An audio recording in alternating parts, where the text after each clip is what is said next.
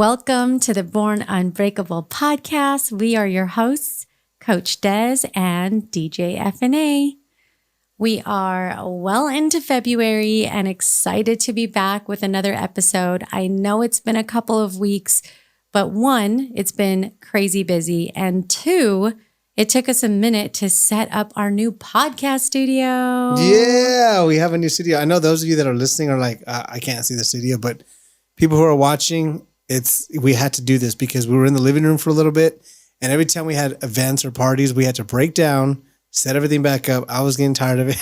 It's a lot. We needed a dedicated podcast room so we could just leave this shit set up and just do what we do. So we're here. We're here. I like it. Yes. And little by little, we'll be decorating and doing more and more because we want to bring you the best experience possible as you tune in and listen to us. So today I'm super excited because we're talking about Law and Order. Not the show, because that would be a really cool, fun episode that I could talk about all day long. 2-3 hours. Easy. Actually, my favorite show, the SVU edition. But a different version of Law and Order, the real world that we live in. But before we do that, as you know, one of the customary things that we like to do when we begin our show is to talk about current events, what's going on, manage some talk about the headlines and the buzz. But before we get into the headlines, there's a big special announcement that we have to announce right now. And those of you that are Born Unbreakable followers and followers of Coach Dez already know this. Yes. For those who don't, Dez's book is now ready for pre-order. Yeah, I'm super thrilled about it. It's been another labor of love. Look at that. You know, we had the podcast, and now the book that I had worked on is finally come to fruition. And so $17.99 on Amazon. So you can pre-order the book. It's called Born Unbreakable, 5 Steps to Overcoming Your Self-Limiting Beliefs. This is official. It's official. Yes, my publisher is awesome, Post Hill Press, and the book comes out in July. So we'll be doing things between now and then to showcase different things about the book so you can learn more about it, the inspiration of why I wrote it. I heard there's some juicy content in here. There's some good content. There's a little bit of my story, stories of guests that I've interviewed, but the most important thing in the book is about what you get out of it as the reader. It's the actions that will actually help you to live the life that you want to live and overcome any of the challenges that you might be facing. And so when is it coming out, like, officially? July 23rd. Okay, so it's coming out pretty Yeah, and it's going to go really fast. And right before the book comes out, there will be an ebook. So we'll make sure that we do announcements about everything that's coming along, and there'll be a newsletter. So if you go to bornunbreakable.com. Will there be an audiobook? Yes. So I'm actually talking to my publisher about that right now. And so we're talking about the best way to do that. So that is step 2. Are you going to get somebody like Morgan Freeman or Right. Steve-O from Jackass? It will be me in the flesh, your author. You know what I think is I'm excited about this AI stuff. Mm-hmm. I really hope, and I'm pretty sure they probably already have this. I think I've seen something on it where you can actually get somebody like a voice to narrate a book. So like you can pick anybody. So if you wanted like Snoop Dogg to like narrate your book, that'd be dope. With Martha Stewart, of course. Yeah. Who would you want if you could pick anybody to read your book as an audiobook? You can get anybody in the world. Who would it be? Oprah. Freaking Harpo. Right? She has such a distinctive, awesome voice. Okay, what about a guy? Barack Obama. Okay. One of the most poised speakers. And plus then he could sing in the middle of it and go, ah. Like, who doesn't want to hear him do something like that? But it's really cool because this has been a fun journey for me. I think it's, if you want to really learn about growth, write a book, because that is a whole process in self-discovery and self-actualization. So now like when you can actually say that you know what you're talking about. So they say. It seems like when you write a book, it's like, okay, well, you've actually have enough to say to actually write a whole book about it. You know what I mean? And now here's the thing. A lot of people don't know. It's kind of like music. So when you are an artist, let's say you're a rapper or a singer, you want to get signed to a major record label like Def Jam, or, RCA Records or Atlanta Records. If you get signed, it's pretty much you get producers, you get distribution. They're going to put you on the radio. They're going to put you,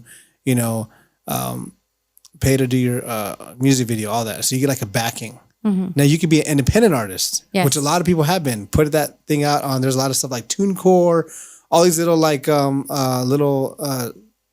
self-publishing type things, and you can just get yourself music out there. And a lot of people have gotten big by that.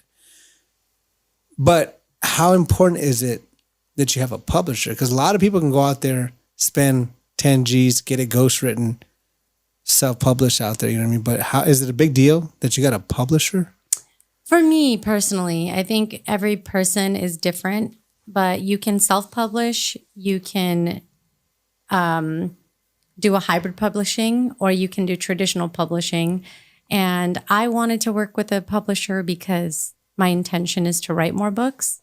And so I like to be able to... Yeah, but the publisher has to accept you. Yes, it is. That's what I'm talking about. Yeah, it's like because if you are just somebody that just writing some bullshit, you can put it out there for everybody. Yeah. But, the fact that a publisher says, we like this, we want to back this and put our name on it, says that it's some... There's some cred. Yeah. Yeah. There's some credibility. Yeah. It was scary because you don't know what's going to happen. It took me back to like when I applied for college, wondering if there's going to be a rejection letter or an acceptance letter coming back.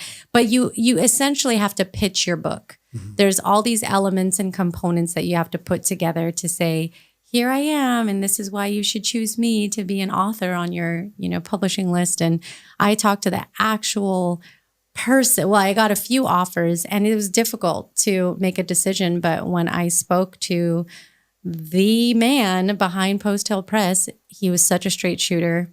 He published Mel Robbins' book, The 5-Second Rule, which if anybody knows anything about self-development, she's one of the top self-development people out there. So there was a lot. I mean, I know some people that have written a book and they put it out there and it was self-published.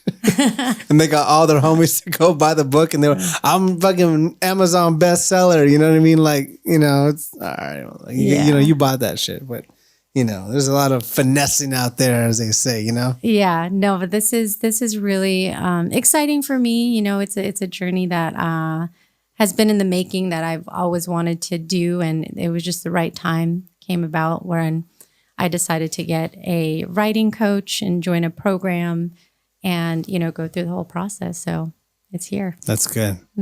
July is coming out. You can get it pre-ordered right now. Paperback, hardback. It's paperback, and then we'll let you know about the other components that are coming along. Are you gonna do a book tour?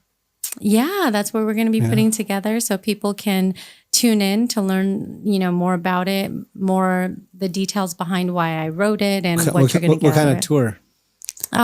Is it like the what's his name? Showboat. Remember House Party 3? The chillin' circuit? You go to all these cities that nobody's ever heard of? Yeah. Someplace in like Sheboygan or I don't know. Just wherever. Los Alamos, New Mexico. Yeah. No, but actually what's been super effective that I've seen is these incredible, because of the digital platforms that we have now, there have been super successful launches and openings of books online because people can tune in all over the world. You don't have to travel. You get the information. It can be recorded. It's actually a really great way to get your... So now, is it like when you're an artist and you make an album and you see if it does good, are you already thinking about the next book? Gosh, I think there's always another book. Okay, so you're already thinking about it. Yeah. Like, okay, there's another book you got to follow up. You know what I mean? Because if it hits, people are going to want more.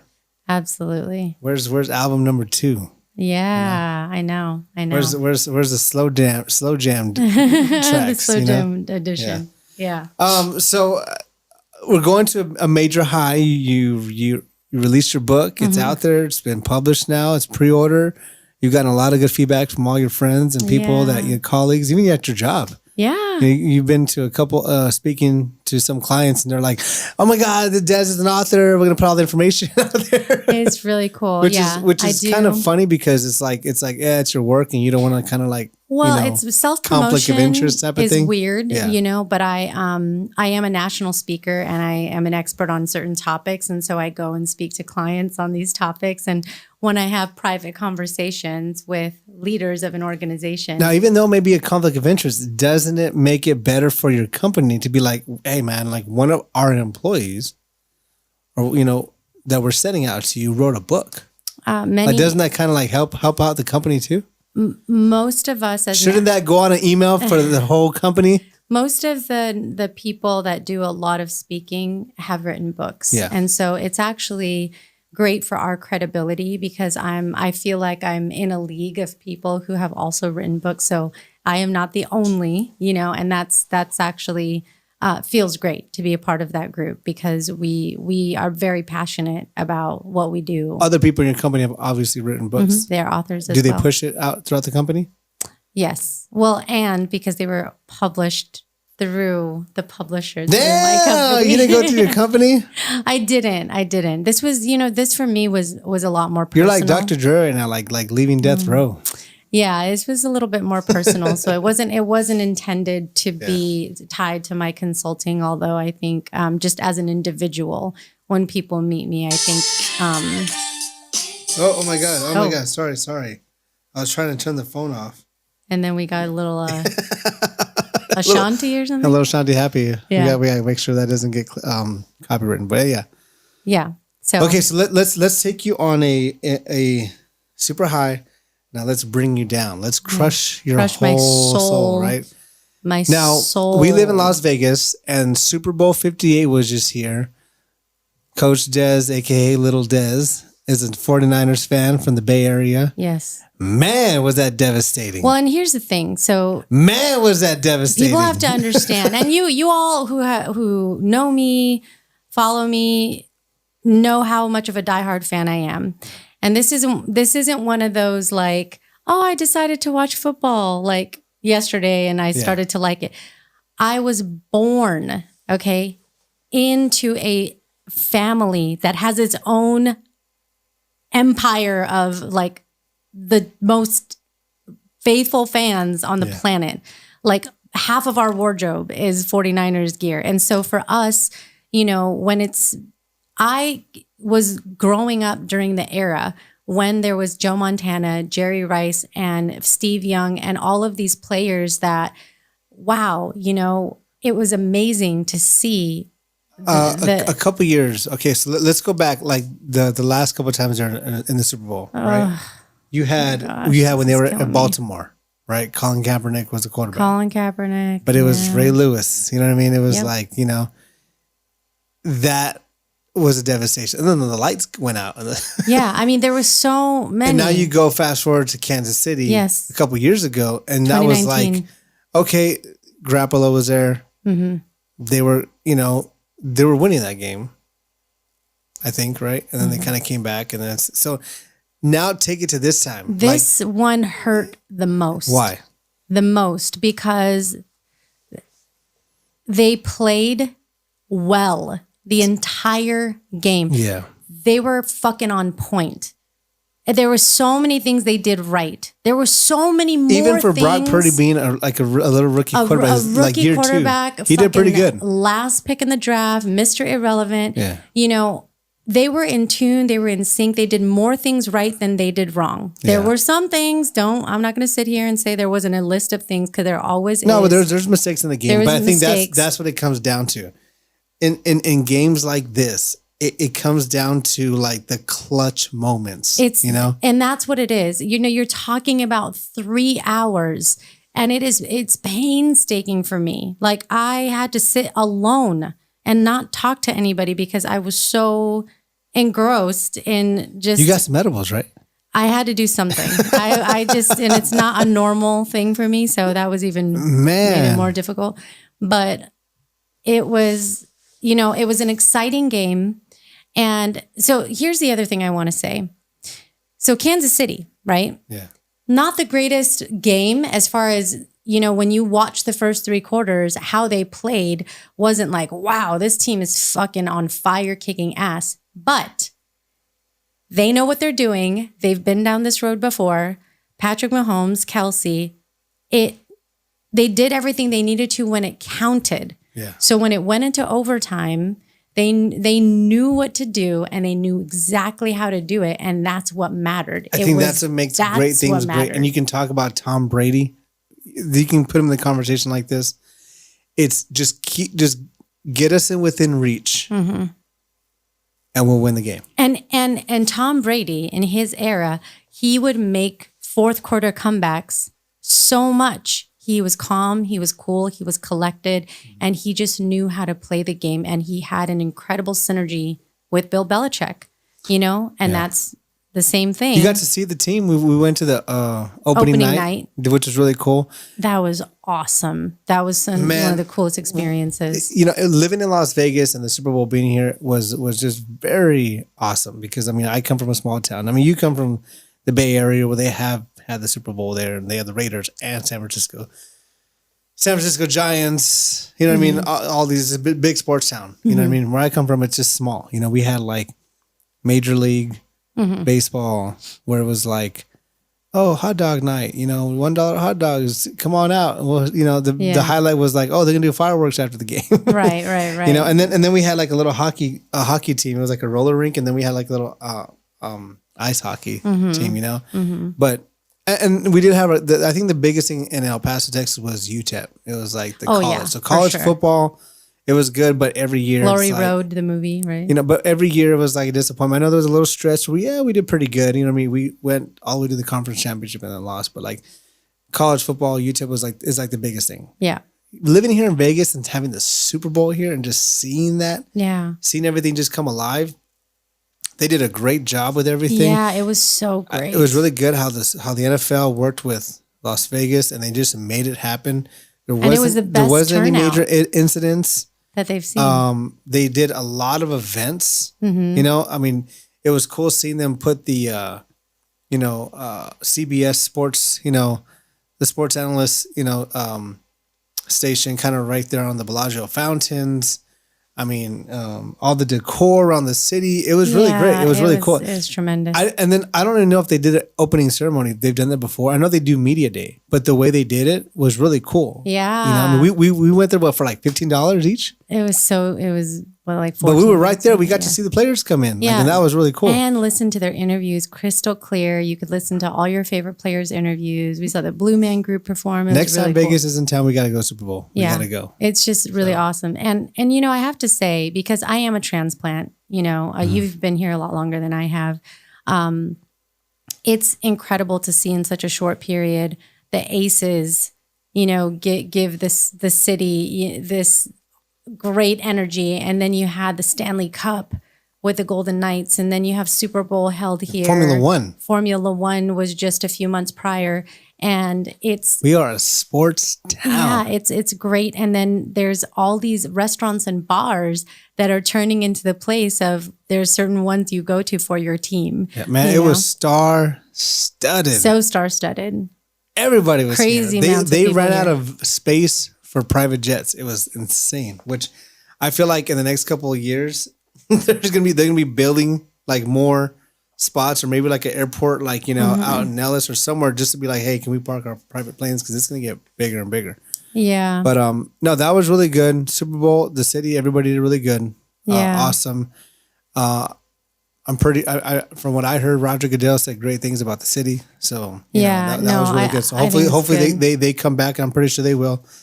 Man, but yeah, Super Bowl. That was halftime show was amazing. Shout out to Usher. Super cool. He did not disappoint, man. I love Alicia Keys that she played on her red piano with her outfit. She's looking great. He better not disappoint, man. This is Vegas. You better come with it, and he did a great job. It was such a fun halftime show. I'm glad he brought out Ludacris and Lil Jon, which I kind of like was predicting like that would happen. I think if he didn't, I would have been disappointed. Yeah. Jermaine Dupri made a little. Alicia Keys, I wasn't expecting that, but that was really cool. I really enjoyed her. But I know one of the crazy things, and man, I know we always have to come back to this shit. how people were just tripping out about fucking Taylor Swift. It's interesting to me because I think it's a distraction, right? Like to make such a big deal out of it, this whole Taylor Swift thing. I mean, the only part that's annoying to me is how much like she gets showcased so much during like a game when it's like, okay, cool, like she's here, but that's not the emphasis. That's the only thing that ever bothers me. But as far as like hating her and being upset about it and thinking there's all these conspiracies about what's happening and then she's in cahoots with all this stuff, it gets taken so far. And I mean, Taylor Swift, if you look at her just, for the things that she's doing, I mean, there's a lot of haters, but she's phenomenal. I mean, she won Grammys just right before this happened. She did a performance in Japan. What's getting annoying is the whole, how they're trying to say that, it's this big conspiracy that the NFL is working with the Biden administration to get people to vote for Biden. And it's like, dude, look, there's so many things going, there's so many moving parts. It would take, I don't know. I guess because, here's the thing. I toured with 3 6 Mafia. I toured with DJ Paul. Now you're talking about 3 6 Mafia.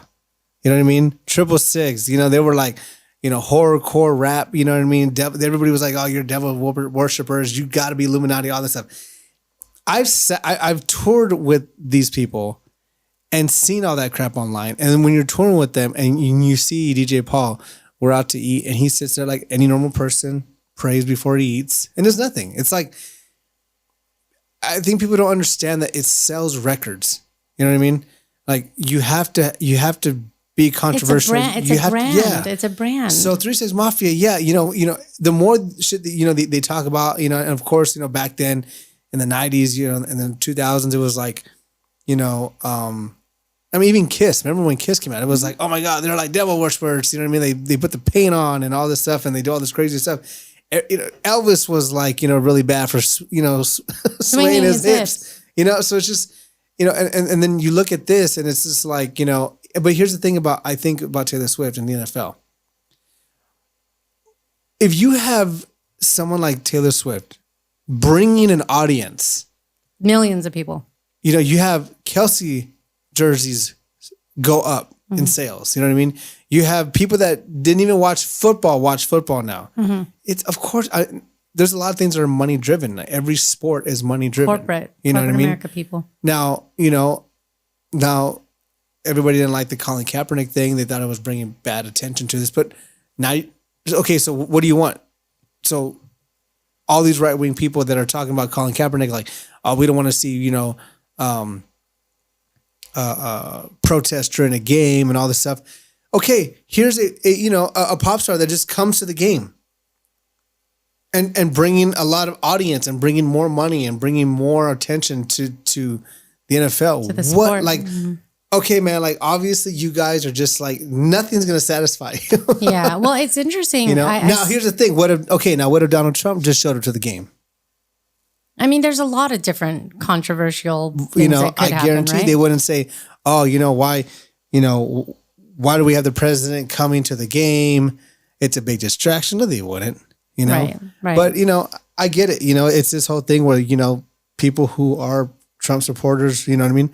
Right wing, they don't like the fact that somebody who endorsed Biden the last election, who's dating somebody who has endorses the Pfizer vaccine, so it pisses off all the right wing anti-vaxxers and all that. So it's like Yeah, I mean, and there's always going to be dots connected that don't need to be connected, right? In every type of situation. But I saw Gary Vee talking about how much it was bringing dads and daughters together to like watch football and talk about sports and, different things. So there's a lot of cool positive things too. So it's not all just like, oh my gosh, crazy conspiracies and, I forgot who it was. I think it was, I think it was Tony Gonzalez. Yeah, Tony Gonzalez.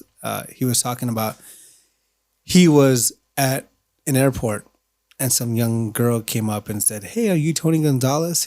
Tony Gonzalez, for those of you that don't know, was a tight end for Kansas City. He played the same position as Travis Kelce does, right? But he's retired. So this young girl goes up to him and is like, "Oh, are you Tony Gonzalez?" He's like, "Yeah." She's like, "Oh, cool. Do you know Travis Kelce?" You know, and here's the thing. It's like, and he goes, "That's not my demographic. Like my demographic is like 30 to 60-year-old men." You know what I mean? Yeah. But now some young girl knows who I am. Mm-hmm. I mean, that's great for everybody. Mm-hmm. You know, you're bringing, you know, and then that's what, you know, you look at like commercials and why they have women sports analysts, now why they have women referees. And here's, I mean, when I go to a Cowboy game or even a college game, there's a lot of women. I mean, you yourself are big sports fans, you know, it's, you know, you look at soccer, baseball, it's a family thing. A lot of people go and they watch a game and it's more like a family thing growing up. And, you know, so obviously there's women in there, but then it's like, obviously, of course, when women get to have fun at the game too, like there's some women that kind of feel like they're dragged to the football games, you know, but I think it's good when you appeal to those and say, hey, you know, we want to include everybody. We want everybody to have a good time. And, you know, people just they don't like inclusion. Right. Oh my goodness. So, you know, yeah, I mean it's insane, man, how people just get into this, you know. And then it was so funny because Ice Spice was right there next to Taylor Swift. And that was this whole thing, people saying like, oh, she's throwing up the devil horns and she's got an upside down cross. Oh, Lord. It's like, dude, you know what? If you guys haven't learned by now, like, just go watch interviews of Marilyn Manson. Look at all the crazy stuff Marilyn Manson did back then. The dude has no pull. He has no influence in politics. He's not a devil worshiper.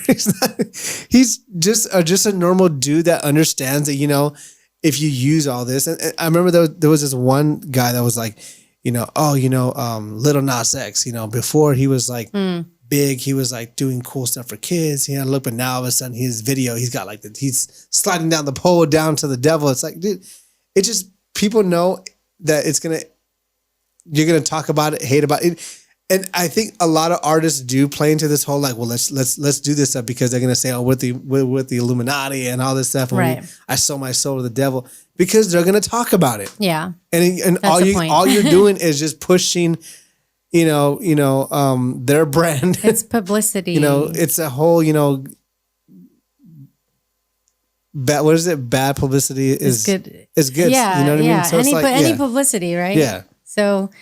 You know, so I think there was just a lot of chatter around the Super Bowl for a number of reasons. Obviously, the teams that got there, the storylines of how they got there, the history, the legacies. At the end, anybody who got pissed off about Taylor Swift and Travis Kelce and the NFL and Ice Spice and Usher doing fire on his stage and he's part of the devil, all that stuff, all you're doing is just making the NFL and all these people more money by talking shit.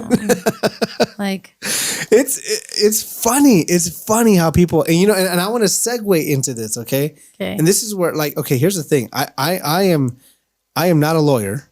I did not go to law school, but as a hobby, I am fascinated with law.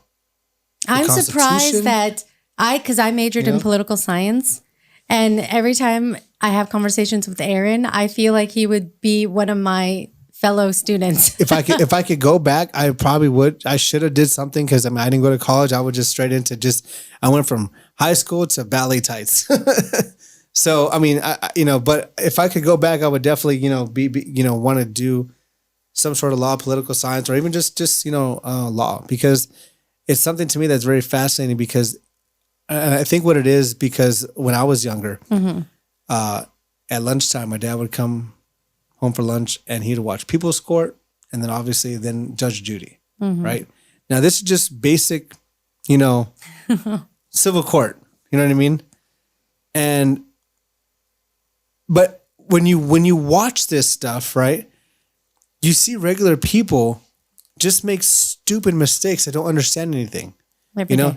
And as a kid growing up and just watching, like, okay, this person, you know, drove his car and didn't yield and wrecked somebody else. And they were trying to go and trying to show that they weren't at fault. And then, you know, somebody comes and goes, okay, well, Where's your evidence? Like, give me an estimate, or you know what I mean? And then the other person says, hey, we actually have a witness. We actually have pictures. Oh, there's cameras. There's cameras of this person that ran the red light, didn't yield, and smashed into me. Right. And just little stupid things like, and a lot of these is also borrowing money. Oh yeah. You know, that happens a lot. I borrow money from my girlfriend, and but I think it's a gift, and then the girlfriend's like, well, you know, I gave him money and he didn't pay back and he was supposed to, and you know, but there wasn't a promissory note, or there wasn't. And the guy's like, oh, well, I gave her money, and then the judge goes, okay, well, do you have, you know, a bank statement showing that you pulled out money or wrote him a check? No, I don't have that. and it was and growing up, it's just basic stuff like that actually helped me in just regular life of just, hey, anything that you do, always make sure you keep a record or keep, you know what I mean, in case somebody tries to go after you. Now, of course, in the past, you know, 10 years, I've, you know, really gotten into politics because of, you know, law and politics, because it's amazing to me to see how people misinterpret the law, don't understand certain things. And especially right now in what's going on right now with, you know, the former president being indicted so much. Yeah. I mean, it's all in the news, but you know, every day. Yeah. And it's crazy because I'm looking at a lot of these, you know, people talk about it, and it's like, wait a minute, do they not understand basic law or how, you know, court proceedings work, and or how you know, how a case is played out, you know, and then obviously a lot of people don't know, because these people will go on TV and say things, and it's like, that's not true. And obviously, if you don't know what's going on in with law and basic, you know, a case, you know, how a case, you know, how proceedings are, how the flow of a case, and you know, different like the difference between, you know, your defense, your prosecutors, and what the judge and jury, and how that all works together, you know, and there's rules, you know what I mean? It's just amazing to me how people just don't understand it, you know? Now, one of the things I really would love to, I want people to go back and watch The People versus O.J. Simpson. Okay, because if you look at that from what we know now, you go back. I mean, I watched this like a couple years ago, and I'm just like, oh my God, it's the same thing that's happening. There was so much, like, they used O.J. Simpson defense, knew they didn't really have a defense. So they used public opinion. They used influence. They used the race. They try to discredit the prosecutor from what she was wearing. Like, it's insane of what a circus it was. And also because he was a celebrity, he was an athlete. Please go back and look at that, and you will see how ridiculous that whole thing was, right? Fast forward to today, and you're hearing things like people, you know, getting upset, like, okay, well, Donald Trump's lawyer, Alina Habba, after the court goes and says, one of the things that she was saying, and I want to play this so people know the context. You know, let's kind of show this real quick. Before I walked into court, that judge decided that every single defense President Trump had, we were not allowed to raise in front of the jury. It is in writing, and I encourage the journalists, the real journalists, to take the minute to look at his orders. There was no proof. And I couldn't prove that she didn't bring in the dress. There was no DNA. There was no expert. My experts were denied. Two of them were denied to come in. They didn't let me bring up that Reid Hoffman funded Miss Kaplan. And you know what we got in there? That my witness, who was her friend, who said that she is a drug addict and the drug addict is herself. That friend, I found out in there, was paid for by Miss Kaplan's firm, and that is disgusting. That is a violation of everything I stand for, and that is why I stand with Trump. And that is why so many Americans are so proud that he is running again and so excited to run to the ballot box. But don't get it twisted. We are seeing a violation of our justice system. Ladies and gentlemen, you are not allowed to be stripped of every defense that you have.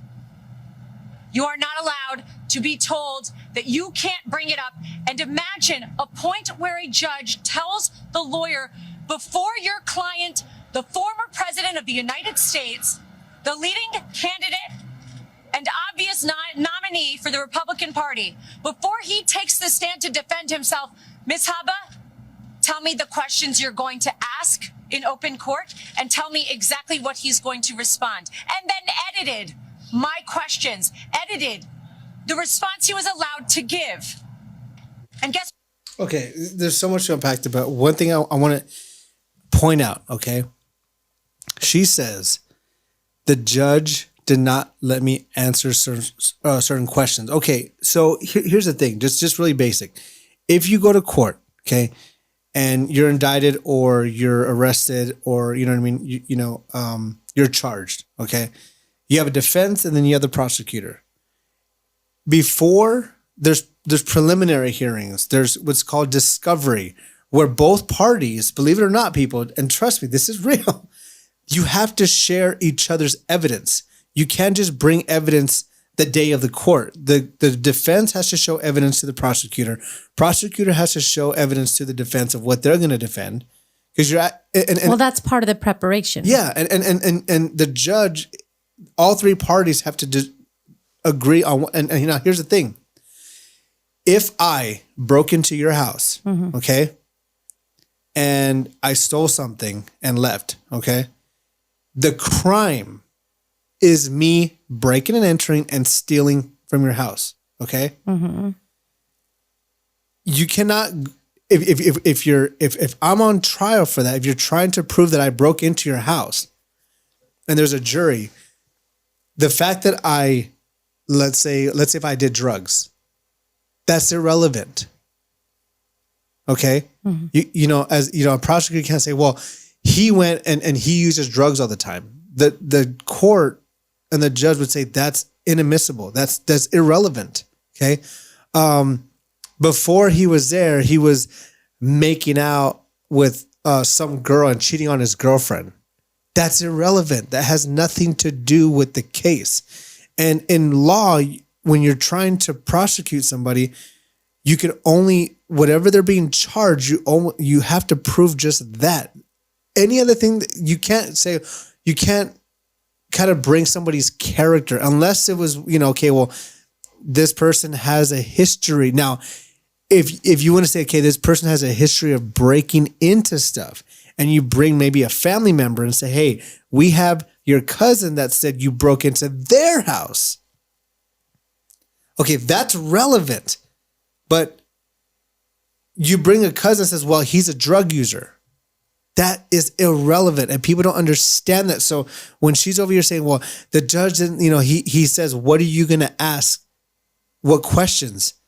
That's in every case. You have to say what you're going to ask. What, when you're doing cross-examination, I mean, there's a process here, and she's upset because now here's the thing. Now go back to the OJ thing. Okay.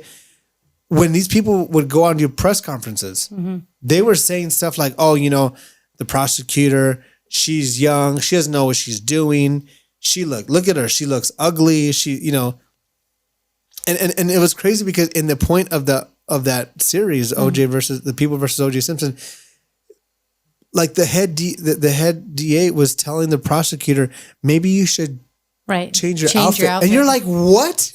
Like, what does it have to do with anything? But the thing about OJ's defense was that they brought the court of public opinion into the court, into the courtroom. But you see that here's the thing, because you're talking about who you're talking about. Yeah. Right. Anybody that is of that caliber, OJ Simpson, Donald Trump, right? That is part of the appeal. So somebody like her, just like she said, she brought up all this stuff about the former president. He's the former president, and he's clearly he's going to be the nominee for the Republican Party. Like there's all of this extraneous information intentionally, because that's meant to engage the public and incite, feelings and all of this stuff. So that is the point. And so her display of emotions is part of what I think makes people misinterpret things. Yeah. Right? So if there's things that you don't understand, and quite frankly, I think the average person isn't sitting there and trying to figure out all the steps and all the pieces and all the processes. And I get that too. In the system, I get that. Like, not everybody has a law degree. Not everybody's going to go and like do all this research. Okay. But this is where, man, and yeah, I mean, this is why O.J. Simpson got off, because the defense did a really good job at making this.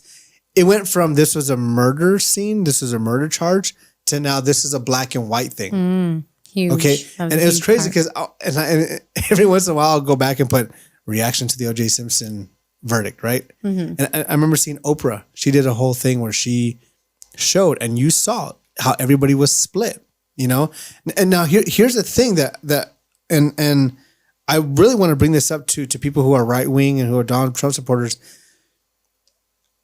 When you watch the OJ versus people versus OJ Simpson, okay? And I have no problem saying this, okay? I'm not racist or anything, but if you look back, you saw black people cheering, okay?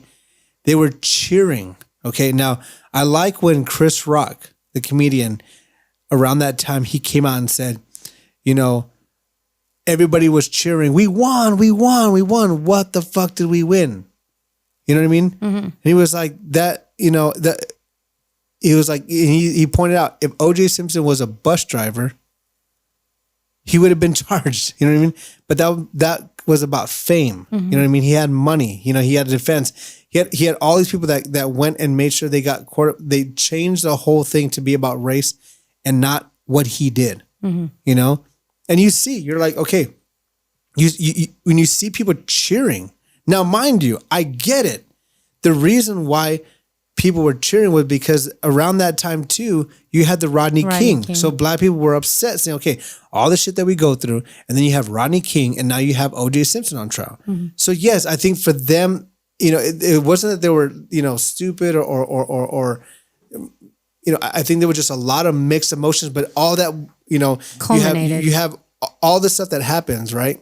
NWA, you have, police brutality, the war on drugs, and then Rodney King, not to mention Malcolm X, Martin Luther King, all the stuff that's been happening. You see Rodney King, and now O.J. Simpson gets put in the same category as Rodney King and Martin Luther King. And you're like, so I think most black people during that time were like misled, and it was just like, oh, we just want to see a black person win, not understanding that like you were cheering because O.J. Simpson got off, and clearly he did. I mean, he came out with a book afterwards that said if I would have done it, you know what I mean? And so yes, O.J. did it, but you look back then at how ridiculous, how everybody just got kind of like warped into this thing. And because they didn't know any better. So now look at right now. And I'm pretty sure 20 years from now, there's going to be documentaries of people looking back and going, dude, if Donald Trump was just a regular politician and not an influencer, it would have been different, And for those of you that don't understand, like this particular case right here, I mean, he already been found civilly liable for raping Eugene Carroll. Okay. Now, I'm pretty sure people go, okay, well, you know what? That was a long time ago. How can you prove that? How can, you know what I mean? But Donald Trump was there. They did a deposition. There's recordings of him, saying like, yeah, you can touch girls. You can go up and kiss them. You can do all that stuff, I mean, he even says, he goes, it's a very famous line. He says, when you're a celebrity, you can, it's been done for thousands of years where people can just go up and just, grab girls and, kiss them and do stuff. And he goes, fortunately and unfortunately, you know what I mean? Right. So you see that and you're going, okay, well, that right there in the deposition the jury is seeing your character. And then you're saying, I never met this woman. I don't even know who this woman is. She's not my type. And then when they show him a picture of Eugene Carroll with him, he goes, oh yeah, that's my wife. And so all these things happen. So yeah. So I think if Donald Trump was just straight up going like, no, I don't know that woman. I would never touch a woman. I would never do that. I have daughters, but I just stick with that. He probably wouldn't have gotten found liable for that. But you go and he says things and he told on himself. Watch the deposition. Okay. It's crazy. You know, I was talking to somebody about the whole, like, oh, you know, the whole, when he said, grab a girl by the pussy, you know what I mean? The whole Hollywood Access tape. And they were like, oh, well, I don't know. Maybe I was taken out of context. I said, have you listened to the actual unedited, just raw video of that? Yeah. We were listening to it and she goes like, wow, yeah, he said that shit. Like, well, no shit. You know what I mean? So in this deposition, he got himself in trouble. So then they go, okay, and then it was defamation. So they found him liable. Then he got the penalty of $5 million for defamation, for talking shit about her. And then he still does it. Yep. So now when you go and you're ordered by a judge, okay, dude, you cannot do this. We're going to penalize you. Don't do it anymore. And then you go back out and do it. Now, again, he's an influencer. Right. Okay. You know, Donald Trump is more of an influencer and a celebrity than he is a politician. That's right. Okay. So he's got, just like Taylor Swift, just like Kim Kardashian, they have power, right? When it comes to influence and their celebrity status and persuading people. So in this whole thing, he goes out and says this at his next rally or, on TV. And it's like, dude, we're going to hit you with 85 because we told you not to do it. So, and these other cases that are coming up that he just lost for, now he has to pay over $400 million. Now here's the thing. It's very simple. And again, you guys, you can go and download the whole judgment. It's a 92-page whole, and if you look at it, it tells you the summary. What are the laws? How did he break it? Witness testimony. It's all in there. Okay. Please go read this stuff. All these people that are like, why do my own research? Well, do research. Go read this. Okay. He asked the bank to lend him money. And then he paid it back. He's like, this is why he's saying, oh, this is why they're charging me and penalizing me for doing everything right. No. Anybody, if you ever bought a house or went and tried to buy a car, and even now, back before 2009, it was a little bit easier to get a house, But now, okay, if you try to buy a house, what are they asking for? Your taxes. Yeah. They're asking for your proof of employment, bank statements. Lots of information. Okay, now if you were to go and forge your bank statements, forge your tax returns to get a low interest on a house, okay, that's fraud. Okay, now let's say you did that, you bought the house, and then you paid it off. And I do, I got the loan. I didn't default on the loan. I paid the house off. No, but you can't do that. Because somebody else that's trying to buy a house is going to get a higher interest rate. So it's almost like stealing money. And I know it. Some people can't comprehend that. I know it's a lot, but it's just really, it's that basic. You cannot lie to get a better interest rate because that's the same as stealing money. Because when Donald Trump went out there and said that his assets and his properties are worth way more. Inflated all that information. So they're going to go, okay, you have more collateral. Okay, cool. We'll give you a lower interest rate. Okay. Now, but if I have bad credit and I go try to get, and when I got my truck, I had bad credit. Yeah. My interest rate was so high. It was like 14%. Oh my goodness. Okay. So yeah, the $50,000 truck that I bought ended up costing me like $60,000, $70,000. Right. So, but if I were to go over there and lie about it, you know what I mean? So it's, and that's what it's about. And it's in there. Right. But they know people are not going to read this shit. Well, and that's so that therein lies the problem. Yeah. So the intention of sharing this information, if you haven't noticed by listening to the episodes that we've done prior to this, is about ensuring that during this time, which I think quite frankly feels chaotic because it is everything that has to do with politics now is about influencing. Yeah. It's about who can do the most and cause the most ruckus because the goal is distraction, right? Now, I will say this, okay. Have courts gotten it wrong before? Yes. Have people been wrongly accused, wrongly in jail? Has there been... Yes. Still today, there's a lot of people. Always been that, okay? But this is why there's appeals. Now, if you wonder why, when there's court stuff, when people go, okay, we have to know what you're going to say. We got to make sure everybody's on the same page. We got to make sure you cannot sit there and ask a question.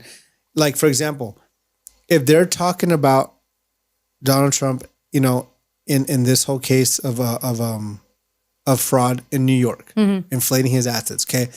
The prosecutor can't go and say, well, Donald Trump said all this stuff at his rally. They can't say that.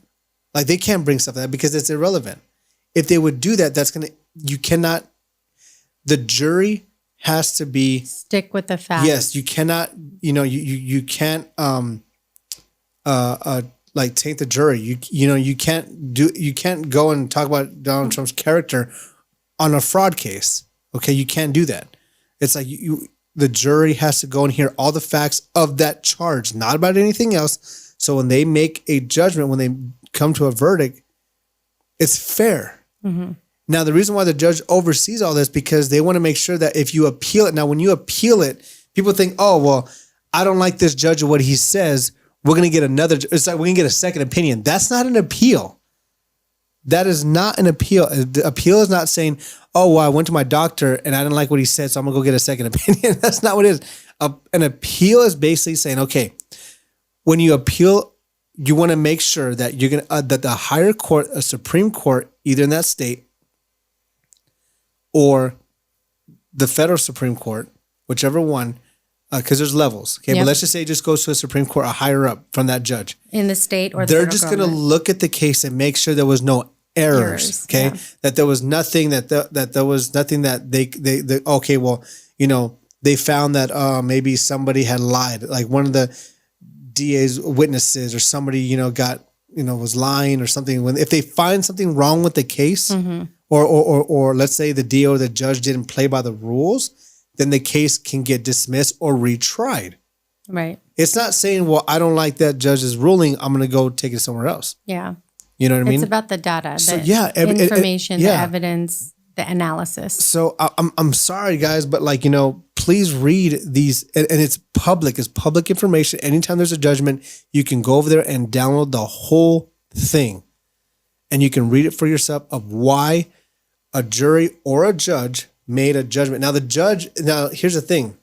I will say this. Does it look kind of funky? Because you're like, okay, Donald Trump came in there with Judge, I want to make sure I pronounce his name right.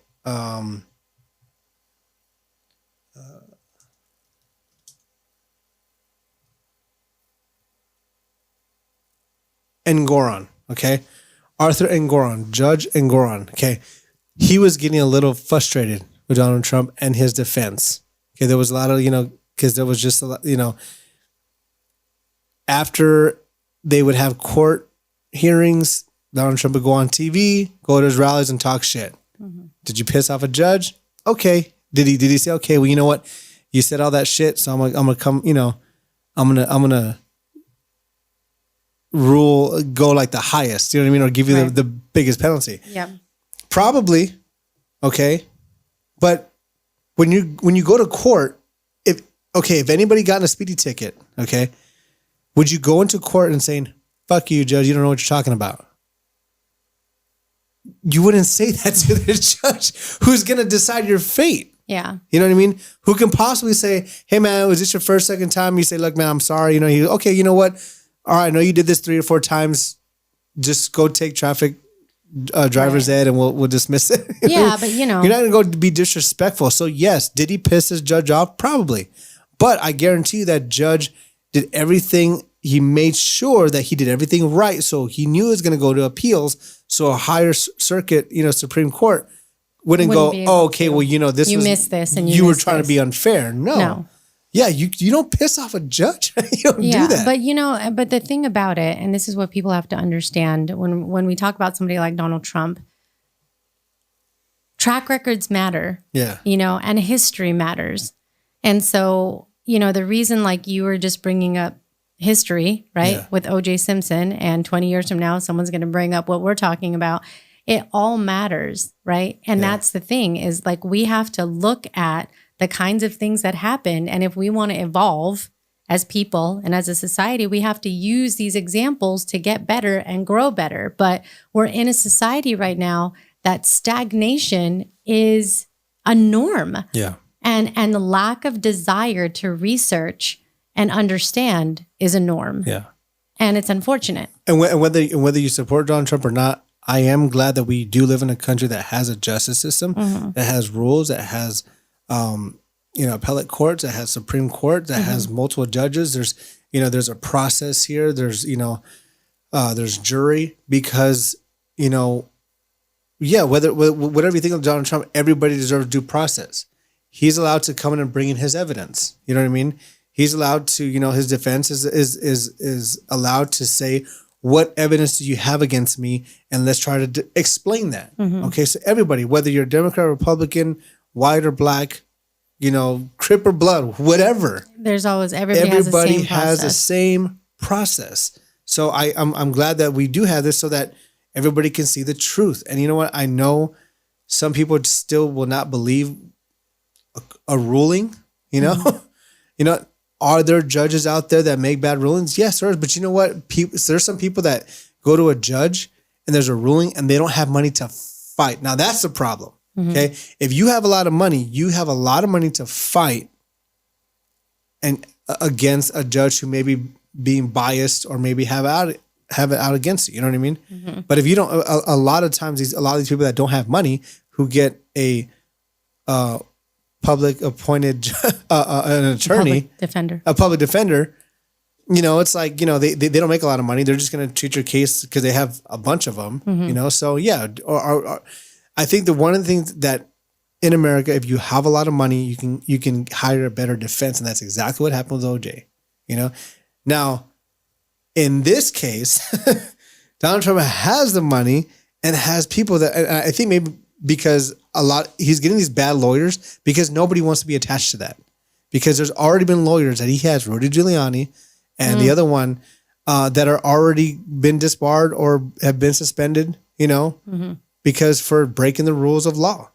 So I think at this point, just a lot of people just don't want to touch it. So he's getting people like Alina Habba that are going on TV saying, getting the question asked, oh, would you rather be pretty or smart? Going, well, I can fake being smart.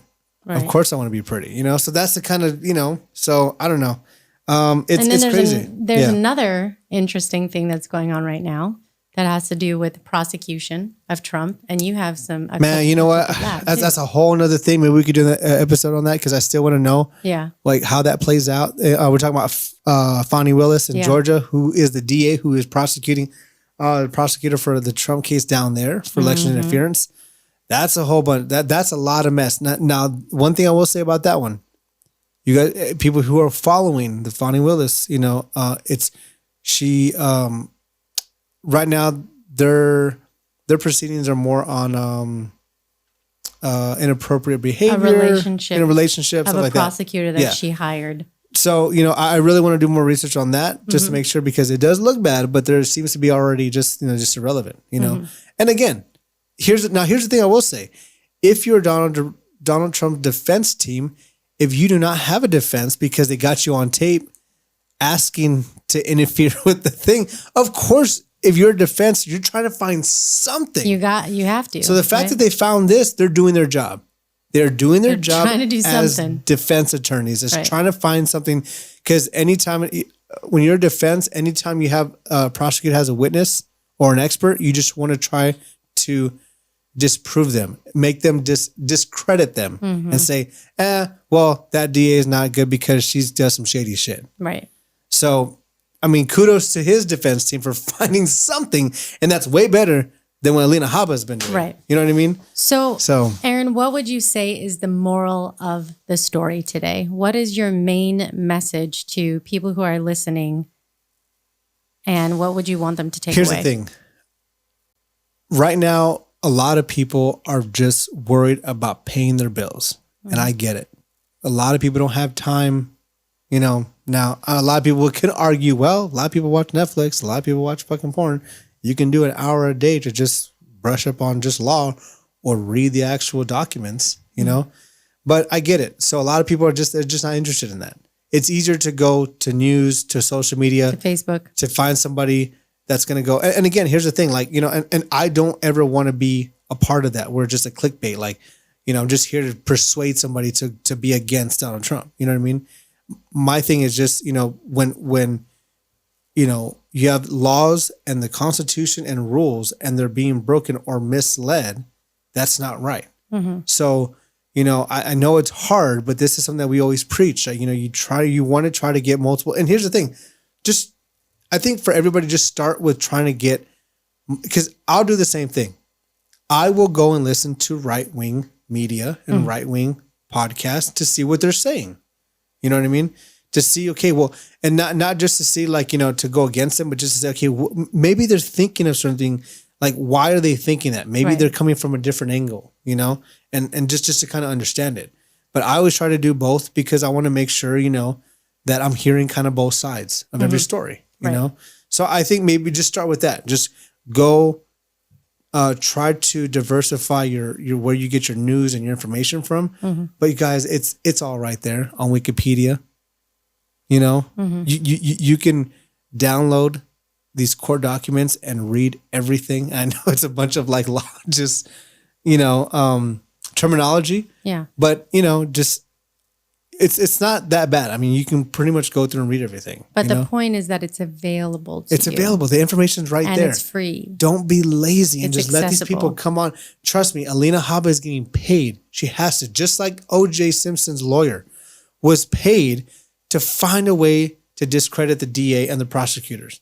That's their job. That, and we look back on that and go, what did the prosecutor from the O.J. Simpson case, why her outfits, why was that even a thing?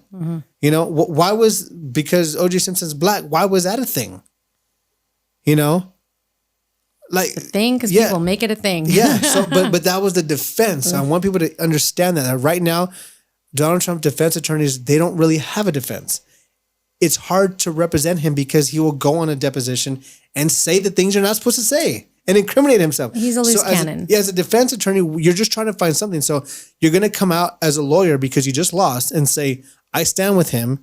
This judge isn't doing what they're supposed to. They're not doing what, you know, I mean, and it's kind of crazy because it sucks for Alina Habba because I guarantee she will never be hired. She's going to lose credibility as a lawyer and she might have ruined her career. You know what I mean? I mean, that's what By happens doing that. So, when you yeah. get involved in situations like this. But yeah, so we'll do some more. But I'm glad to be back in the podcast. Yeah. We got a little room. We're gonna make it a little bit more fancy for you guys. All everybody that's been watching, listening. We thank you. Yes. You know, Thanks for tuning in. We always appreciate it. We want to hear from you.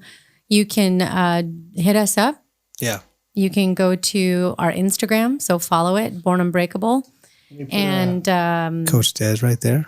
yeah, you can follow us individually. You can go to Born Unbreakable DJFNA. We have a Born Unbreakable Instagram, and then also you can go to bornunbreakable.com. So Yes. those are all the You different can ways. go there to pre-order the book too. Yes. Yes, it's there. and we're gonna be doing. We're working. We're working hard. We have a lot to do. Yeah. We have a But, long list. Yeah, we thank you guys, and that's another one, Des. Another one. Yes. Thanks for tuning in. We appreciate y'all. We'll see you guys.